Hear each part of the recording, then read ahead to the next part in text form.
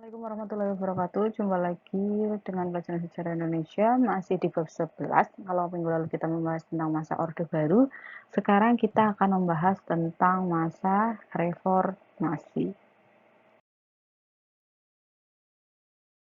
Nah, untuk kompetensi dasarnya masih sama seperti materi di masa Orde Baru. Kalian harus bisa memahami 4 poin ini.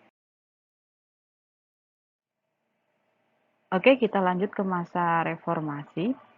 Apa sih masa reformasi itu?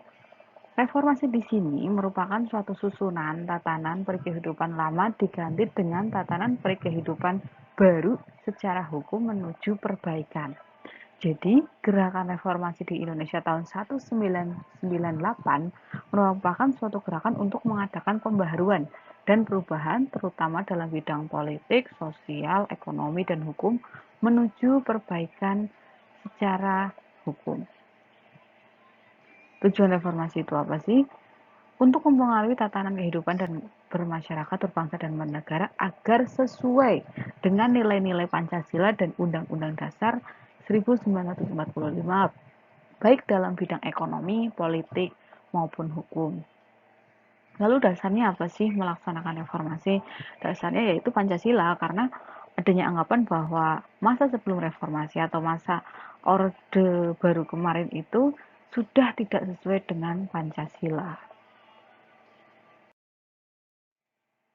Nah, pada masa reformasi, apa aja sih yang terjadi? Yang pertama ada agenda reformasi. Apa saja sih agenda dari reformasi? Yang pertama, tegakkan supremasi hukum dengan mengadili Soekarno dan kroni-kroninya. Yang kedua, amandemen UUD 1945. Yang ketiga, menghapus dui fungsi ABRI, pemerintah yang bersih dari KKN. Jadi kalau kemarin di masa Orde Baru itu muncul dui fungsi ABRI, kemudian di masa reformasi dui fungsi ABRI ini dihapus ya. Dan yang keempat, adanya otonomi daerah yang seluas-luasnya. Otonomi daerah itu maksudnya adalah pembagian pemerintahan. Jadi selain di pusat, pemerintah daerah juga diberi kewenangan untuk mengelola pemerintahannya sendiri. Itu yang dinamakan dengan otonomi daerah. Kemudian ada jiwa reformasi. Apa sih yang dimaksud dengan jiwa reformasi? Yang pertama, yang mendasari jiwa reformasi adalah dasar filosofi Pancasila. Yang kedua, adanya pola pikir yang objektif. Yang ketiga, segala sesuatu dikelola secara transparan tanpa ditutup-tutupi. Dan yang keempat, menerima kritik secara terbuka. Dan yang kelima, jujur dalam melaksanakan tugas dan dipercayakan.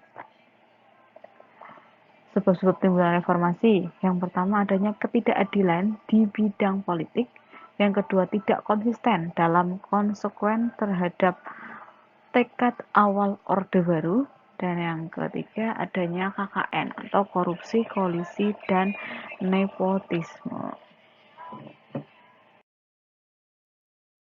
Selanjutnya adalah presiden pada masa reformasi. Setelah Soeharto lengser, diturunkan kemarin yang demo itu, kemudian dilanjutkan oleh siapa? Ya, beliau adalah B.J. Habibie. Ada yang nggak tahu B.J. Habibie? Kalian coba nonton film yang pernah hits, filmnya Habibie Ainun. Itu adalah film Presiden Republik Indonesia yang ketiga. Habibie ini memerintah pada tanggal 22 Mei tahun 1998 sampai 19 Oktober tahun 1999 dengan membentuk Kabinet Reformasi Pembangunan yang terdiri dari 16 menteri. Kemudian kebijakannya apa aja sih? Yang pertama dalam bidang ekonomi yaitu merekapitulasi perbankan. Jadi semua bank direkap. Setelah itu melikuidasi beberapa bank. Setelah merekap ditentukan bank-bank mana yang masih bisa bertahan dan harus ditutup. Kemudian yang ketiga ada menaikkan nilai rupiah. Dan yang keempat melaksanakan reformasi sesuai dengan yang disyaratkan oleh IMF. Dalam bidang politik adanya kebebasan pendirian parpol. Jadi zamannya Habibie partai politik sudah dibebaskan, nggak seperti zamannya Soeharto ya yang cuma 3. Kemudian yang kedua membebaskan napol, narapidana politik. Kemudian yang ketiga dikeluarkannya undang-undang demokratis. Yang keempat konflik Timur Timur, di mana Presiden Habibie berhasil melaksanakan jejak pendapat dan hasilnya Timur Timur itu memilih untuk keluar dari pemerintah Indonesia menjadi negara yang merdeka sendiri. Kemudian yang kelima ada juga konflik Papua. Hal ini mengakhiri dengan bergantinya nama Irian Jaya menjadi Papua. Terus ada perencanaan pemilu tanggal 7 Juni tahun 1999. Dan dalam bidang pertahanan dan keamanan, Habibie juga berhasil memisahkan antara TNI dan Polri.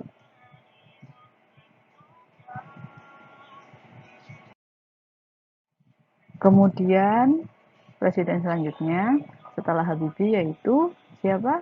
Enak zaman kuto Presiden Abdurrahman Wahid. Beliau memerintah pada tanggal 29 Oktober tahun 1999 sampai 22 Juli tahun 2001. Beliau membentuk Kabinet Persatuan Nasional yang terdiri dari 34 orang menteri. Lalu kebijakannya apa aja? Yang pertama dalam bidang ekonomi membentuk Dewan Ekonomi Nasional. Dalam bidang sosial dan budaya, diakuinya Konghucu sebagai agama, menetapkan Imlek sebagai hari besar keagamaan, perubahan nama Irian Jaya menjadi Papua, dan bendera Kejora boleh dikibarkan. Kemudian dalam bidang politik dan ekonomi, adanya skandal Brunei Gate dan Buloh Gate, mengeluarkan dekret presiden yang tidak didukung oleh militer, kemudian membentuk MPR DPR RI dan mengembalikan kedaulatan di tangan rakyat, membubarkan Partai Golkar.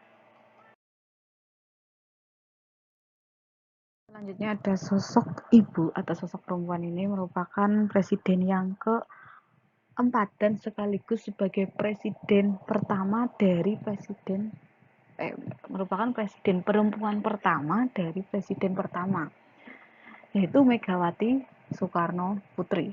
Beliau memerintah dari tanggal 23 Juli 2001 sampai 19 Oktober 2004 dengan membentuk kabinet gotong royong yang terdiri dari 30 orang menteri. Kebijakannya dalam bidang ekonomi yaitu melakukan privatisasi BUMN, kemudian menjual saham Indonesia untuk membayar hutang luar negeri. Jadi Indonesia memiliki hutang yang banyak ya. Kemudian dalam bidang politik, persiapan pemilihan umum, legislatif, dan eksekutif, serta membentuk KPK. Jadi diingat-ingat, KPK atau Komisi Pemberantasan Korupsi ini dibentuk pada masa pemerintahannya Megawati Soekarno Putri atau presiden yang keempat. Kemudian yang selanjutnya, siapa nih? Beliau adalah Susilo Bambang Yudhoyono, Pak Susilo. Ya, memerintah pada tanggal 20 Oktober tahun 2004 hingga 19 Oktober 2014. Jadi beliau itu berhasil memerintah Indonesia selama 2 periode. Dengan kabinet yang pertama disebut dengan Kabinet Indonesia Bersatu-Satu dan kabinet yang kedua Kabinet Indonesia Bersatu-2. Kebijakannya dalam bidang ekonomi yaitu satu, menaikkan harga BBM. Jadi dulu tuh pernah ada demo di mana BBM itu benar-benar naik mahal. Kemudian adanya kasus Bank Senturi. Kemudian Indonesia berhasil melunasi pinjaman utang dari IMF. Dalam bidang sosial dan budaya, zamannya Susilo ini banyak terjadi bencana alam ya, mulai dari tsunami, kemudian ada gunung meletus dan beberapa bencana lainnya. Kemudian dalam bidang politik, yaitu membuat program otonomi daerah. Otonomi daerah itu daerah-daerah seperti kabupaten diberi kewenangan untuk mengatur atau mengelola pemerintahannya sendiri di lingkup kabupaten. Kemudian adanya konflik cicak versus buaya. Coba dicari di internet ya, yang dimaksud dengan konflik cicak versus buaya itu seperti apa. Dan yang ketiga, menyelesaikan konflik di Aceh atau adanya keinginan untuk membentuk Gerakan Aceh Merdeka. Kemudian yang terakhir sekarang dan masih memerintah sampai saat ini yaitu Presiden siapa nih? Joko Widodo atau Eyang dari Jan Etes. Jan Etes tahu ya, cucunya Jokowi. Beliau itu memerintah selama 2 periode juga. Dulu yang pertama, kabinet pertama itu namanya kabinet kerja, kemudian kabinet yang sekarang yaitu ada Kabinet Indonesia Maju. Dalam bidang ekonomi sama seperti Susilo Bambang Yudhoyono menaikkan harga BBM. Dalam bidang sosial dan budaya mengeluarkan kartu sehat, kartu pintar, yang 3 kartu sakti itu loh. Mungkin siswa-siswiku di sini banyak yang punya kartu sehat, kartu Indonesia Pintar, terus ada PKH dan kartu-kartu lainnya. Itu merupakan kebijakan sosial budaya yang dikeluarkan oleh Bapak Joko Widodo. Dan dalam bidang politik, mengangkat jaksa agung dari partai, kemudian melarang menteri datang ke DPR, kemudian ada konflik pengangkatan Kapolri Budi Gunawan, dan konflik pengangkatan penangkapan pimpinan KPK. Siapa kemarin pimpinan KPK-nya itu kan sudah ditangkap. Kemudian dalam bidang hukum yaitu mengeksekusi tahanan narkoba. Nah, tadi sudah kita bahas 5 presiden pada masa reformasi. Jadi bab 11 sudah selesai ya. Minggu depan kita akan membahas bab 12 tentang peran Indonesia dalam perdamaian dunia. Jadi inti dari masa reformasi ini adalah masa yang menghendaki adanya perubahan atau keinginan untuk mengganti tatanan, karena selama masa Orde Baru itu sungguh sangat membosankan. Selama 32 tahun Soeharto menjadi presiden dan rakyat mulai merasa tertipu karena banyak terjadi korupsi, kolusi, dan nepotisme. Oke, sekian, terima kasih. Terima kasih. Wassalamualaikum warahmatullahi wabarakatuh.